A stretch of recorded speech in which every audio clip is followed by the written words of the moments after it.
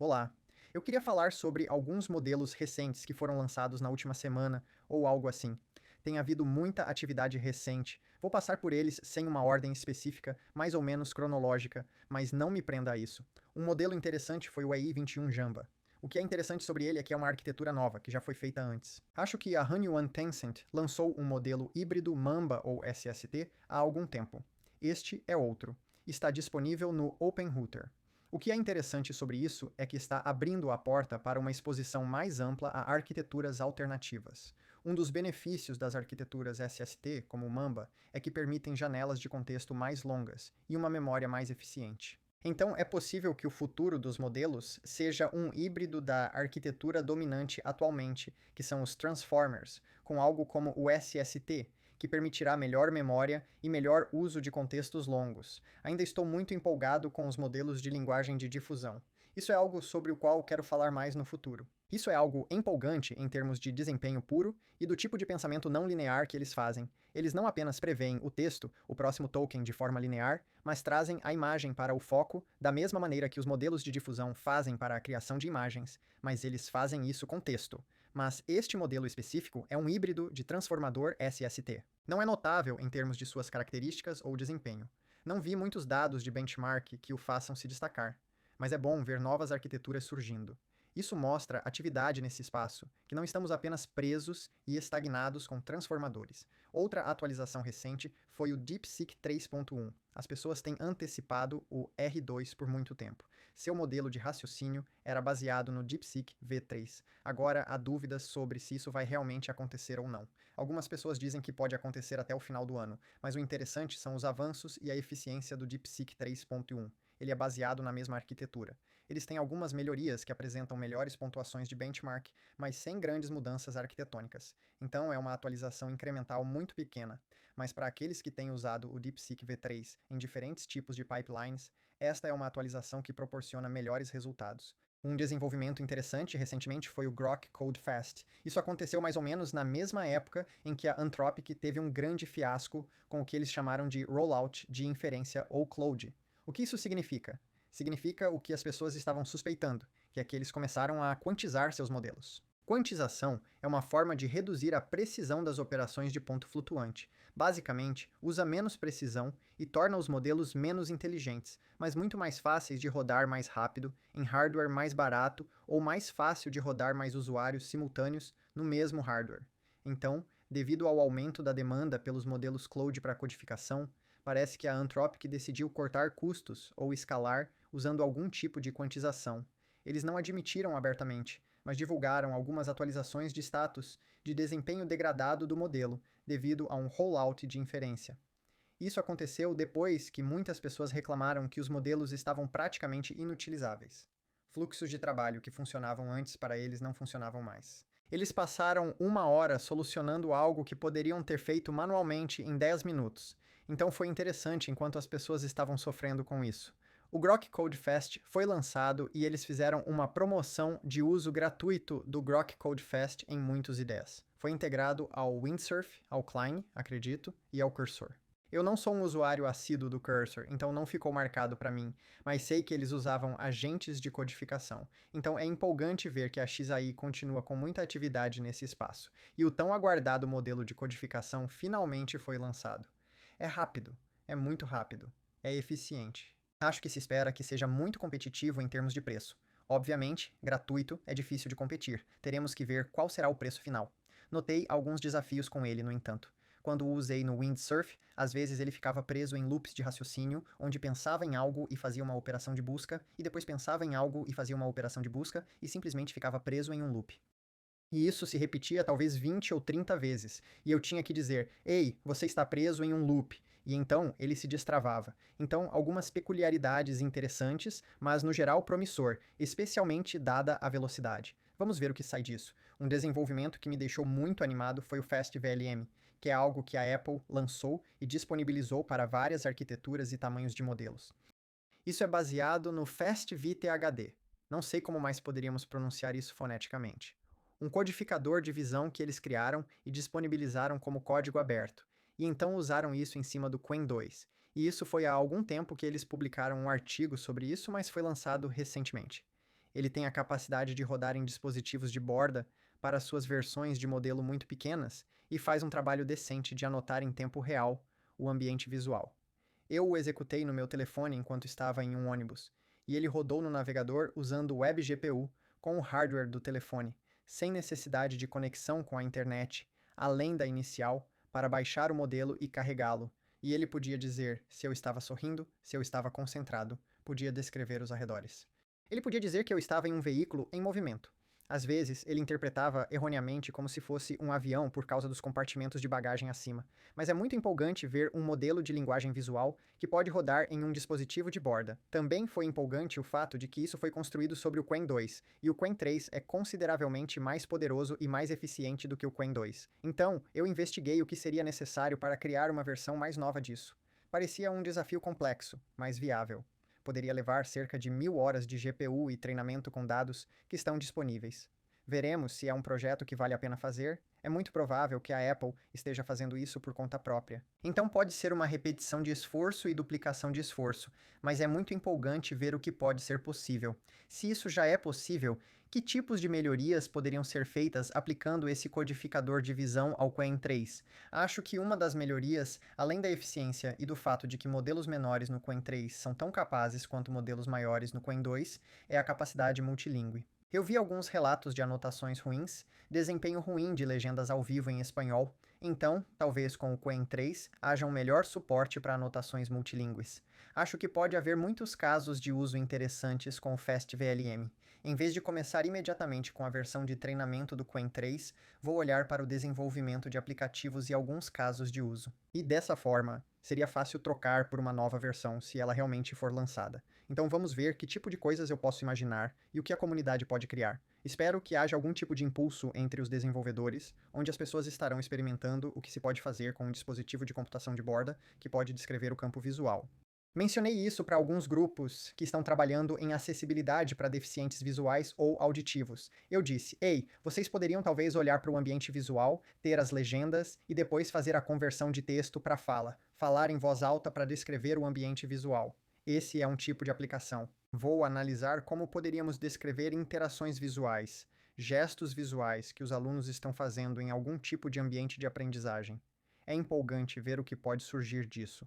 Outro modelo interessante e aberto que surgiu é o Apertus. Acho que é assim que se pronuncia, que soa como latim para aberto. E é um modelo aberto, veio da Suíça e é totalmente aberto. Um desses modelos totalmente abertos não é apenas pesos abertos, mas é código aberto e dados abertos e pipelines de treinamento abertos. Tudo o que é necessário para recriar o processo de treinamento está disponível. Esses tipos de modelos são incríveis porque são grandes contribuições para as comunidades científicas, acadêmicas e de pesquisa para avançar no campo do desenvolvimento de modelos. Então, basicamente, são presentes para a humanidade. Não são feitos para serem monetizados e se tornarem modelos de fronteira, mas algo que pode ajudar a apoiar projetos de pesquisa em laboratórios de fronteira, bem como em universidades e centros de pesquisa. Portanto, esses tipos de modelos abertos são contribuições importantes. Eles têm algumas melhorias de desempenho notáveis em comparação com outros modelos abertos. Os dois principais outros modelos abertos atualmente são o Olmo, do Allen Institute of Artificial Intelligence em Seattle, e o Small LM da Hugging Face. Então é bom ver que há algum movimento nessa área. Talvez eu responda a algumas discussões onde estive falando sobre isso no X, e veja se conseguimos despertar algum interesse em analisar esse modelo, examinar a linha de treinamento, ver se há lições que podem ser aprendidas. Tenho conversado com alguns membros da equipe do Hugging Face que desenvolveram o SmallM. Eles mencionaram que colaboram com a equipe do Olimo. Então, esse tipo de colaboração aberta eu acho que é realmente saudável. Estou animado com isso e com o que isso pode possibilitar e os tipos de colaboração entre instituições que podem surgir a partir disso. Agora vou falar sobre 3 modelos muito empolgantes para encerrar este resumo de modelos. Um é o Qwen 3 Max. Ontem eu estava mostrando o OpenRouter para alguém. Eu estava explicando algo que mencionei em um episódio anterior. A importância de especificar os critérios, se você quer otimizar para velocidade, custo, throughput ou quantização, etc. E ao abrir a página do OpenRouter, algo que recomendo é ficar de olho na página do OpenRouter, porque eles mostram em ordem cronológica decrescente, então você pode ver os modelos mais recentes à medida que surgem. Eu vi o Qwen 3 Max, e este é um modelo gigante da Alibaba, com 1 trilhão de parâmetros. eles acabaram de escalá-lo e ainda não está com pesos abertos. Aparentemente, eles já tiveram linhas de modelos Max que nunca foram de código aberto, mas há esperanças de que eles abram o Open Weight deste modelo para que ele possa ser servido por diferentes provedores de inferência. Você pode olhar a série de modelos Qwen 3 deles e ver a enorme diferença entre usar a API da Alibaba e usar outros provedores de inferência em termos de throughput, latência ou preço, exatamente o que eu estava falando no OpenRouter, o que você quer otimizar. Então, espero que eles abram o Weight e ele possa ser servido por diferentes provedores de inferência, porque parece ser substancialmente melhor, especialmente em raciocínio matemático, bem como em ciência e código e outros tipos de segmento de instruções, etc. Basicamente, é um modelo maior e mais inteligente. Para rodá-lo em hardware local, você provavelmente precisaria de algumas quantizações. Um modelo com 1 trilhão de parâmetros não é algo fácil de hospedar por conta própria. Então, eles teriam que abrir isso para que talvez o Unsloth ou outros tipos de grupos possam entrar e lançar uma quantização GGolf desse modelo. Isso tornará mais viável rodá-lo pelo menos em uma máquina H100 ou H200, ou algo que seja mais fácil de rodar do que talvez um B200 com 8 GPUs. Veremos quais tipos de requisitos de hardware acabarão sendo necessários para isso, mas pelo menos está disponível via API diretamente pelo OpenRouter com a Alibaba. O preço está alinhado com outros modelos de ponta, então ainda não oferece grandes vantagens de preço. Mas é bom explorar para que você possa observar as capacidades aumentadas e, em seguida, deixar que as características de preço e desempenho se tornem mais claras quando outros provedores de inferência adotarem. É muito empolgante ver que há uma atividade crescente no lado do Qwen. Sou um grande fã dos modelos Qwen e os tenho usado bastante, então é muito legal ver algumas melhorias nessa área. O Química 2 também lançou uma atualização no mesmo dia. Ontem foi um dia bastante emocionante, com o Qwen 3 Max e o Química 2 0905, que esse sim é de peso aberto. É servido por vários provedores de inferência. Foi apenas uma atualização do modelo existente. Grok Conque está servindo a cerca de 500 tokens por segundo, mas com uma saída máxima bastante modesta de 16k tokens. Se você estiver gerando pequenas coisas de cada vez, então está tudo bem. Existem outros provedores de inferência que são mais lentos, mas têm uma saída maior. Eles dobraram a janela de contexto. Agora é 256k, o que é realmente importante para fluxos de trabalho agentivos de longo prazo, algo para o qual eles estão otimizando. Uma das vantagens dessa atualização do Química 2 é o aumento do uso de ferramentas agentivas. Também houve um aumento nas capacidades da interface do usuário, na estética visual e no gosto para criar interfaces de usuário. Então, pode valer a pena dar outra chance a isso. Eu originalmente experimentei o K2. Fiquei muito empolgado com o K2, mas achei limitado para desenvolvimento de software. Talvez esta última atualização seja algo que possa levá-lo além do ponto em que se torna realmente útil, especialmente em diferentes fluxos de trabalho agentivos. Então, estou animado para experimentar isso. Fiquei impressionado ao ver esses dois grandes modelos lançados no mesmo dia, mas não é algo inédito. Antes, lembro que o DeepSeek R1 foi lançado no mesmo dia que o Química 1.5, e ninguém sabia sobre o Química 1.5, ninguém nem tinha ouvido falar dele. Acredito que não era de acesso aberto, como se eu tivesse algum convite para ele ou algo assim. Ainda estava sendo testado, mas eles lançaram o relatório técnico e um artigo e tudo mais. Mas definitivamente se perdeu no ruído de ser lançado ao mesmo tempo que o DeepSeek R1, que criou um momento DeepSeek de branding. Posso ver que é um desafio competir por atenção. Quando você lança no mesmo dia que outro modelo, às vezes isso pode ser até uma estratégia competitiva. Se um provedor lança um modelo importante, um concorrente pode lançar algo ao mesmo tempo para desviar a atenção. Houve tantos casos disso que às vezes pensamos que é. Não é coincidência. Pode ser uma pequena conspiração ou pode ser coincidência. Veremos. Mas sim, isso é tudo o que tem acontecido na última semana. Talvez um pouco mais para alguns deles. Acho que o AI 21 foi lançado há um pouco mais de tempo, mas a maioria desses foi lançada na última semana ou 2 semanas muito intensas. E estou animado para ver o que as pessoas farão com esses modelos. Nem mencionei o Nano Banana porque tem sido viral, todo mundo tem falado sobre isso. Eu também tenho falado sobre isso há um tempo, escrevi um artigo sobre isso. A principal coisa que acho empolgante sobre o Nano Banana ou Gemini 2.5 Flash Image Preview, que é seu nome oficial, é que ele muda a maneira como interagimos com ferramentas de criatividade habilitadas com LLMs, com modelos multimodais. Em particular, o slogan que usei no artigo é: não é uma máquina de vendas, é uma conversa. Não é. Dê um primeiro prompt e você obtém algo. Já temos essa capacidade há um tempo, mas o que isso realmente permite é aproveitar esse modelo persistente do ativo e ser capaz de iterar sobre ele. Ser capaz de ter uma conversa, ter várias mensagens dizendo mude isso, mude aquilo. E é por isso que as pessoas têm feito a analogia com o Photoshop, por poder usá-lo como um editor, por causa dessa consistência de configuração de personagens. Você pode dizer, mude um elemento, e as outras coisas permanecem constantes. Isso permite fluxos de trabalho realmente poderosos para a criação de conteúdo. Uma das coisas empolgantes foi que ele permitiu novas capacidades na geração de vídeo. Uma das melhores maneiras de gerar vídeo é, em vez de apenas texto para vídeo direto, usar imagem para vídeo. Então você meio que tem esse passo intermediário, onde faz um texto para imagem e cria uma imagem, e essa pode ser sua imagem inicial.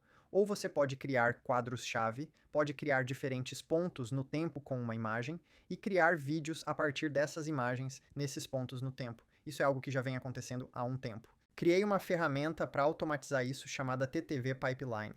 Mas agora, com essa capacidade de edição de imagens, podemos inserir uma imagem e um prompt como entrada para criar outra imagem que permite manter a consistência do personagem e do cenário ao longo do processo de geração desses keyframes, de modo que quando você cria um vídeo, não há essa espécie de desvio, onde o rosto da pessoa muda com o tempo ou o fundo se transforma com o tempo. Você consegue manter a consistência dos personagens e dos cenários. E isso é algo muito empolgante. Integrei isso ao TTV Pipeline para usar essa capacidade de imagem para imagem, e os resultados são impressionantes. Estou analisando capacidades mais avançadas agora que permitirão uma geração de vídeo mais detalhada. E vou brincar com a criação de videoclipes. Acho que videoclipes são muito envolventes, muito divertidos e o potencial de viralidade é alto. E tenho criado muita música recentemente usando IA. Não criar música pela IA, mas com IA. E este é um dos pontos principais que tenho focado nas minhas conversas sobre IA e criatividade. É a diferença entre algo que é feito pela IA ou feito com IA, com um humano em colaboração com a IA. Há muitas explorações filosóficas a serem feitas sobre qual é o papel dos humanos e qual é o papel da IA na criatividade. O que faz algo ser gerado pela IA versus aprimorado pela IA. E acho que é uma conversa importante a ter e uma exploração importante a contemplar. Então tenho criado muita música e sinto que realmente quero criar vídeos para acompanhar a música antes de lançá-la. A música que tenho feito é principalmente centrada em IA, é música com tema de IA sobre IA. E seria incrível lançá-la com vídeos que a tornem realmente envolvente e direcionada para esse segmento de nicho de entusiastas de IA. E agora que temos capacidades mais expansivas para fazer vídeos, eu acho que chegou a hora. Obviamente, é muito mais desafiador sincronizar vídeo com música. É mais difícil automatizar com pipelines e fluxos de trabalho autônomos, mas vou fazer isso de forma um pouco manual no início e depois obter alguma intuição, obter alguns insights sobre como algumas dessas coisas podem ser automatizadas. Vamos ver que tipo de ferramentas eu posso criar. Então, fiquem de olho em alguns videoclipes que sairão em breve, falando sobre alguns avanços emergentes em IA. Nos vemos em breve. Outra coisa que eu queria mencionar é o modelo Stealth que acabou de ser lançado recentemente no Open Router. Modelos Stealth são uma maneira para os laboratórios testarem modelos antes de lançá-los oficialmente, a fim de obter alguns dados de uso em produção e feedback, além de sentir a recepção da comunidade. Esses modelos geralmente são gratuitos, como você pode ver aqui, porque os prompts são enviados para treinamento. Você deve ter em mente que ao usar esses modelos Stealth, ou dependendo dos provedores que você usa para qualquer modelo, seus dados podem ser usados para treinamento. O que é interessante sobre esses modelos é a enorme janela de contexto de 2 milhões de tokens. Isso é muito maior do que qualquer outra coisa que vimos por aí. Já vimos janelas de contexto teoricamente grandes, mas nunca na prática. Então, ver um modelo que realmente oferece 2 milhões de tokens é incrível. Parece que esta é uma versão muito inteligente. Existem dois modelos diferentes aqui, o Sonoma Sky Alpha e o Sonoma Dusk Alpha. O Sky Alpha é supostamente o mais inteligente, enquanto o Dusk Alpha é rápido e inteligente. Ambos são modelos de propósito geral. Suspeita-se fortemente que esses modelos sejam modelos XAI, versões do Grok. As pessoas têm feito coisas como perguntar ao próprio modelo quem ele é, e ele diz que é da XAI, então não está muito bem escondido. Não é muito discreto. Parece que esta é realmente uma nova versão do Grok. Não sei se é o Grok 4.2, isso pode ser mais especulação, mas parece altamente provável que sejam modelos XAI. Então, algo para experimentar, especialmente porque é gratuito, e ver o que você pode fazer com uma janela de contexto de 2 milhões de tokens. Isso vai abrir algumas possibilidades empolgantes. Uma última coisa que eu queria abordar antes de encerrar este episódio é que um novo agente foi lançado. Este é o UiTars. Houve um relatório técnico do UiTars 2, lançado, acredito, em 2 de setembro. Está disponível no Archive. Acabei de descobrir isso hoje. Vou me aprofundar nisso. Nunca tive a chance de conferir o UiTars antes do lançamento do UiTars 2. Então, agora é a hora. E estou muito empolgado com esse modelo para manipular navegadores web e ajudar a automatizar e facilitar o trabalho que eu vinha fazendo manualmente. Vou te contar como vai ser e estou ansioso para brincar com isso.